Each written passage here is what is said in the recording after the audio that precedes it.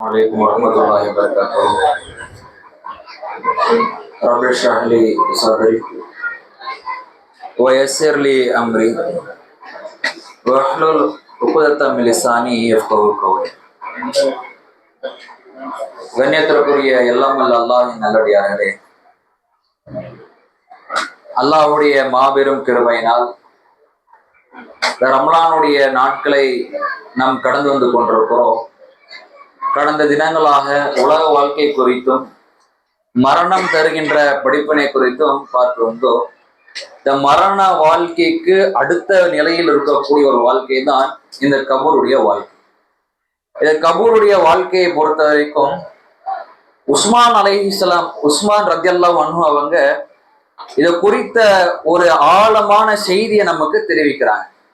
என்ன ஆகுன்னு அகமதுல பதிவு செய்யப்பட்டுள்ள செய்தி, கான உஸ்மானோ இதா வக்கஃபா அலல் குபுர் பகா. உஸ்மான் ரலியல்லாஹு அன்ஹுங்க கபூர்ஸ்தானை அதை பார்த்து கபூரை பார்த்தார்கள் என்று சொன்னால் அழ ஆரம்பிப்பார்கள். ஹத்தா எது வரைக்கும் அழுவாங்க அப்படின்னா, து பல்ல லிஹயதஹு, அவருடைய தாடி இருக்கு பாத்தீங்களா, அவருடைய தாடி நனையக்கூடிய அளவுக்கு அவர் அழுவார்கள் அப்படின்ட்டு அந்த செய்தியில வருது.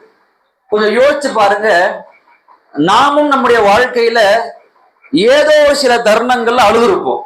அது அல்லாஹ்வுக்கு பயந்து அழுது இருந்தாலும் சரி, அது உலக ரீதியான இழப்புகளை சந்திக்கும் போது அந்த கண்ணீர்களை நாம் வடித்திருந்தாலும் சரி, என்னைக்கா நம்முடைய இந்த தாடி நனைகின்ற அளவுக்கு நம்ம அழுதுறோமா?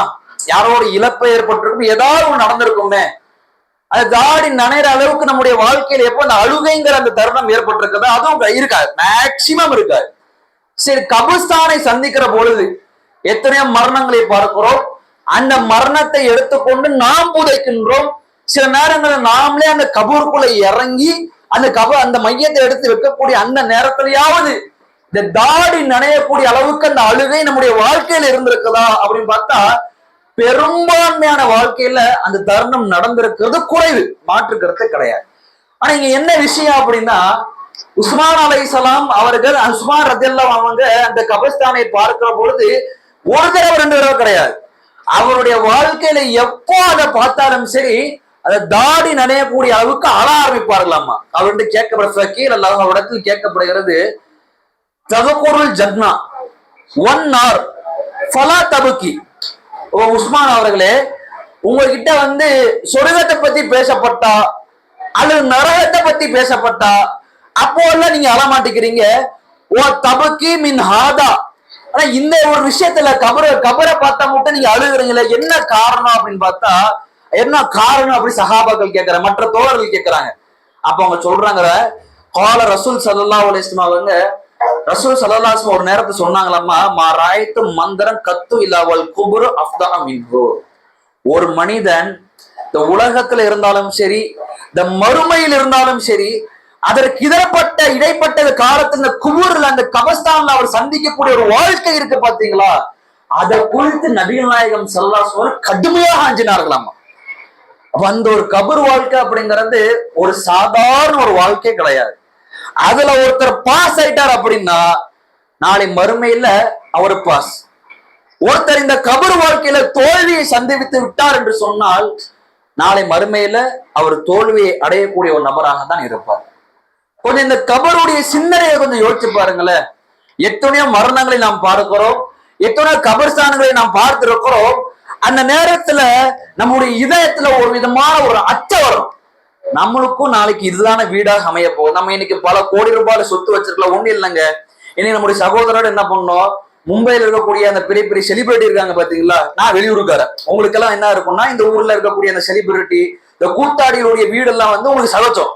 அப்ப நாங்க என்ன பண்றோம், வெளியூர்ல இருந்து வரனால எங்களுக்கு சரி இவருடைய வீடு இது, இந்த கூத்தாடியோட வீடு இது அப்படின்னு பார்க்கும்போது எப்படி தோணும் அப்படின்னா, சரி பல கோடி ரூபாய்க்கு வீடை கட்டி வச்சிருக்கிறான். இன்னும் எந்த அளவுக்கு அப்படின்னா அந்த சொத்து மதிப்பு எல்லாம் கேட்கும்போது 2000 கோடி ரூபாய்க்கு வீட்டை சொத்தை வச்சிருக்கிறான் அப்படிங்கிற தகவல் எல்லாம் நமக்கு கிடைக்க போகுது.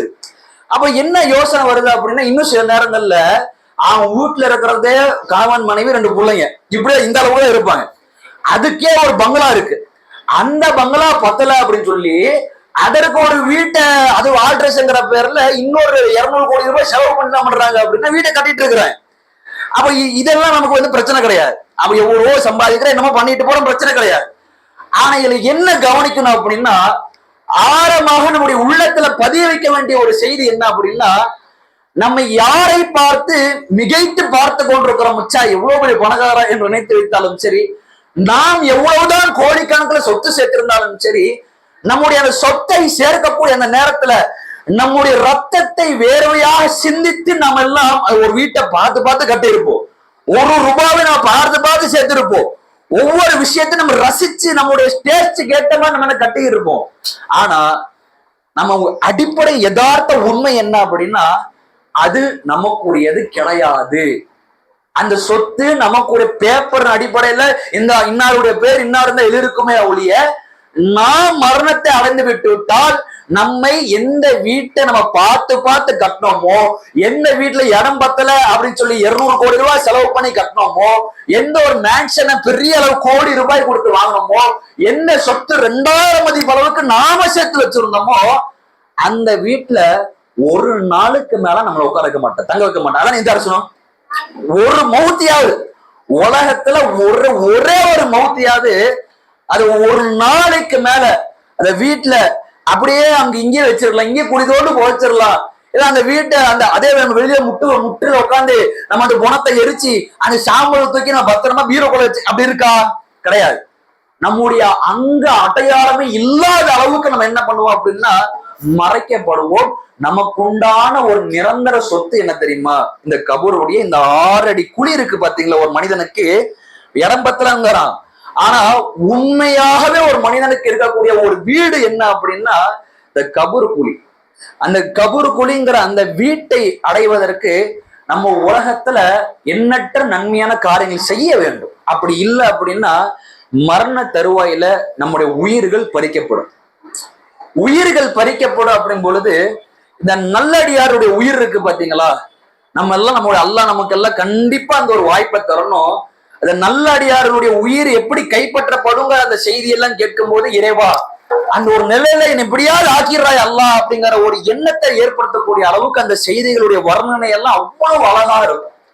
ஒரு கட்டத்தில் ரூஹ் பறிச்சிருவாங்க, நம்ம ரூஹ் எந்திரிச்சு பார்க்கும். பார்க்கக்கூடிய நேரத்துல நம்முடைய கண்களுக்கு அது நல்ல உயிரை சொல்லிட்டு இருக்கிற நல்லடியாருடைய உயிர் கைப்பற்றப்படக்கூடிய நேரத்துல இந்த ரூஹ் எந்திரிச்சு பார்க்கும். பார்க்கக்கூடிய நேரத்துல எல்லாரும் அழுது கொண்டிருக்கக்கூடிய அந்த சூழல் எல்லாம் இருக்கக்கூடிய நேரத்துல இந்த ரூஹுடைய கண்களுக்கு என்ன தெரியும்? நல்லடியாருடைய ரூஹுக்கு என்ன தெரியும் அப்படின்னா, அழகான தோற்றமுடைய வானவர்கள் அங்க காத்துக்கிட்டு இருப்பாங்க. ஒரு கட்டத்துல மலக்குல் மௌத் நம்முடைய உயிரை பறிக்கக்கூடிய அந்த நேரத்துல, நம்முடைய உயிர் பறிக்கப்படும் பொழுது அந்த நேரத்துல பார்த்தோம்னா அழகான வானவர்கள் நமக்காக உட்கார்ந்து கொண்டிருப்பார்கள். அழகிய தோற்றத்தில் இருக்கக்கூடிய வானவர்கள் அழகா உட்கார்ந்து இருப்பாங்க. அதை பார்க்கும் போது இந்த உசுருக்கு வந்து உயிருக்கு வந்து ஒரு விதமான எண்ணம் என்ன, ஓ நம்ம பாக்குறதுக்கு நல்ல உருவங்களாக இருக்கிறதே அப்படின்னு சொல்லி அந்த உயிர் என்ன பண்ணிட்டு இருக்கோம் அப்படின்னா ரசித்து கொண்டிருக்கும். அந்த நேரத்துல அந்த உடம்புல இருந்து ரூஹை வெளியே எடுப்பாங்க. எடுக்கக்கூடிய நேரத்துல எப்படி அல்லாஹ்வுடைய தூதர் வர்ணிக்கிறாங்க அப்படின்னா, ஒரு கிளாஸ் இருக்குங்க, கிளாஸ் நிறைய தண்ணி இருக்கு. அந்த தண்ணிய வெளியில இப்படி கொட்டுறதுனால எவ்வளவு அழகா அந்த கிளாஸ் இருக்கக்கூடிய தண்ணி கீழே விழுமோ, எந்தவித சிரமமும் இல்லாமல் அந்த குவளையிலிருந்து அந்த தண்ணீர் பிரிக்கப்படுமோ, அது போல நல்லடியாருடைய நம்முடைய ரூஹு அது போல எளிய முறையில அந்த ரூஹு பிரிக்கப்படும்.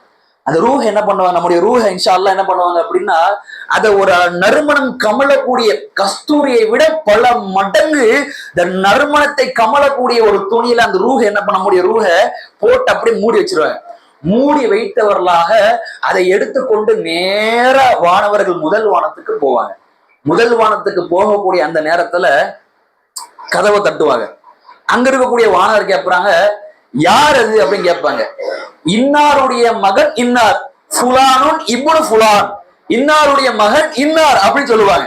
அப்ப நம்முடைய ரூஹி பறிக்கப்பட்டுருச்சு அப்படின்னா நம்ம வாப்பாவுடைய பெயரை சொல்லி நம்முடைய பெயரை சொல்லுவோம். இன்னாருடைய மகன் இன்னாருடைய ரூஹு, இது நல்ல ஆத்மாவா அப்படின்னு, இது நல்ல அல்லாஹ்வுடைய திருப்பொருத்தத்தை பெற்ற ஆத்மா என்று சொன்ன உடனே அந்த வாசல்கள் திறக்கப்படும். முதல் வாசலை கடந்து 2வது வாசலும் அதே கேள்வி அதே நிலை, 2வது வாசலும் திறக்கப்படும். மூன்றாவது வாசல் திறக்கப்படும். இப்படி எல்லா வாசலும் 7 வாசலும் திறக்கப்பட்ட உடனே இறுதி வாசகத்துல ஒரு சவுண்ட் ஒண்ணு வரும். இது யாரு அப்படின்னு கேட்கப்படும். இன்னாருடைய மகன், இன்னாருடைய ரூஹு, நல்ல ஆத்மாவா, நல்ல ஆத்மா. அப்ப அங்கிருந்து ஒரு குரல் வரும், இந்த ஆத்மாவை அழகிய முறையில கபருக்குள்ள அடைக்கலம் கொடுங்க. அந்த கபருக்குள்ள அடைக்கலம் கொடுக்கக்கூடிய நேரத்துல அந்த மாணவர்கள் 7வது மாணவருக்கு நம்முடைய ரூஹை எடுத்துட்டு போய் அந்த அழகிய முறையில அந்த ரூஹ் என்ன பண்ணுவாங்க அப்படின்னா கபருக்குழியில நம்மள என்ன பண்ணுவாங்க, அடக்கம் செய்துவாரு. இப்படி எல்லாரும், நம்முடைய உறவினர்கள், நம்முடைய மகன்கள், நம்முடைய பிள்ளைகள் எல்லாரும் நம்மளை அடக்கம் பண்ணிட்டு கடைசியா அந்த மண்ணை தூக்கி மூடி போகக்கூடிய அந்த நேரத்துல எல்லாரும் போவாங்க. இந்த காலடி சத்தம் இருக்கு பாத்தீங்களா, நம்ம நடக்கக்கூடிய அந்த காலடி சத்தத்துடைய ஓசைய அந்த ஆத்மா, நம்முடைய ரூஹ் என்ன பண்ணும், கேட்டுக்கிட்டு இருக்கும். கேட்டுட்டு இருக்கக்கூடிய அந்த நேரத்துல எல்லாரும் போயிடுவாங்க. நிசப்தமான ஒரு நேரத்துல யாரும் இருக்க மாட்டாங்க. 2 வானவர்கள் வருவார்கள். முன்கர் நக்கீர் என்று சொல்லக்கூடிய 2 வானவர்கள் கேள்வி பதிலை கேட்க ஆரம்பிப்பாங்க.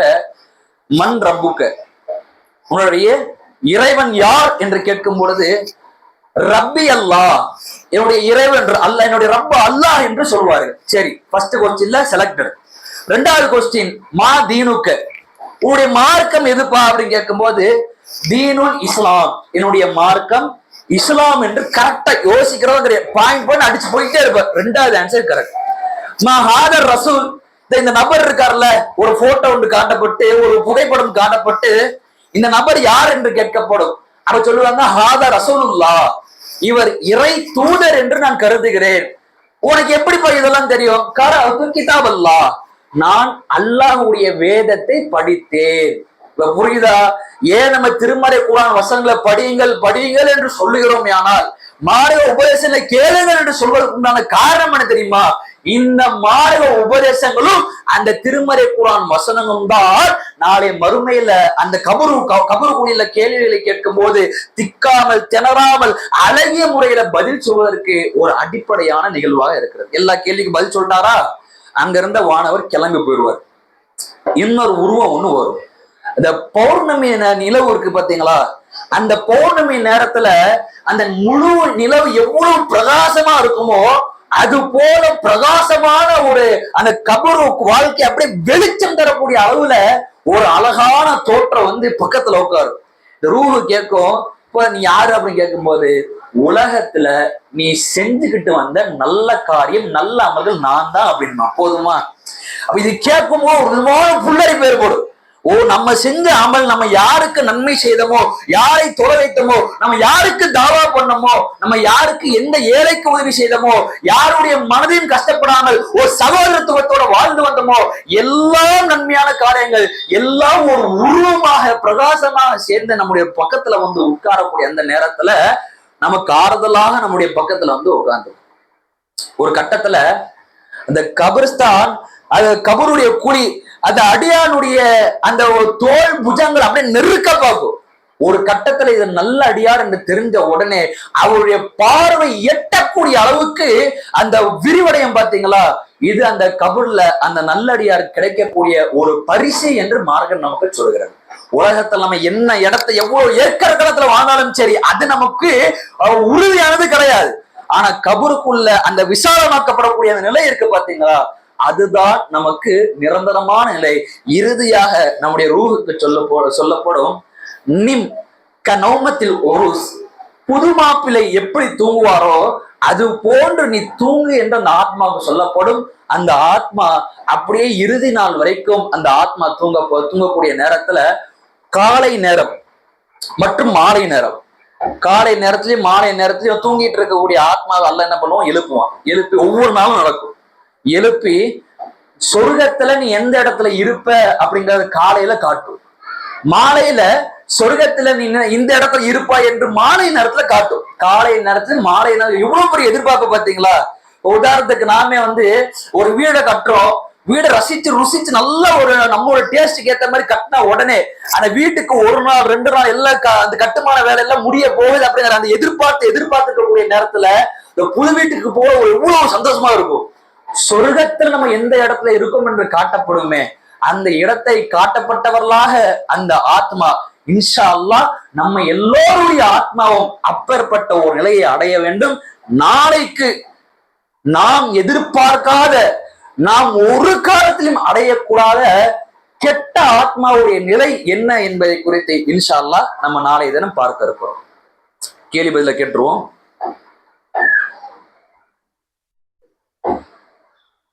பெண்களுக்கு உண்டான கேள்வி, இறை நம்பிக்கையாளராக இருந்து நற்செயல் செய்பவர் யார் இறை நம்பிக்கை கொண்டிருக்காங்களோ அவர் நற்செயல் செய்வார். அப்படி நற்செயல் செய்யும் போது ஒரு விஷயத்தை குறித்து நீங்கள் பயப்பட வேணாம் அப்படின்ற அல்லாஹ். நீ இறை நம்பிக்கையாளர் நற்செயல் பண்ணிக்கிட்ட ஓகே, ஆனா ஒரு விஷயத்தை குறித்து எக்காரத்தை கொண்டு நீ பயப்பட வேண்டாம் அப்படின்னு அல்லாஹ் சொல்றான்.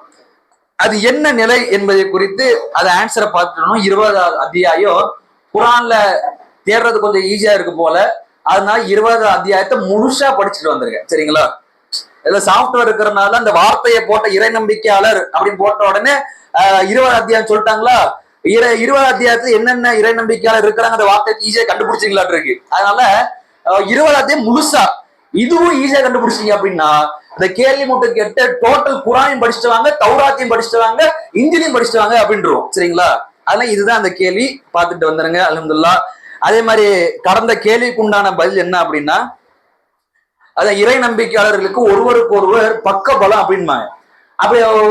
அப்படி சொல்லும் போது அல்லாஹ்வுடைய தூதரங்க ஒரு செய்கை ஒண்ணு பண்ணுவாங்க. அவன் எப்படி இருப்பான் அப்படின்னா, இந்த 2 விரல்களை இப்படி பண்ணி இது போன்றவர்கள் ஒற்றுமையாக இருக்க வேண்டும் என்ற ஒரு உதாரணத்தை அல்லாஹ்வுடைய தூதர் சொல்லியிருக்கிறாங்க.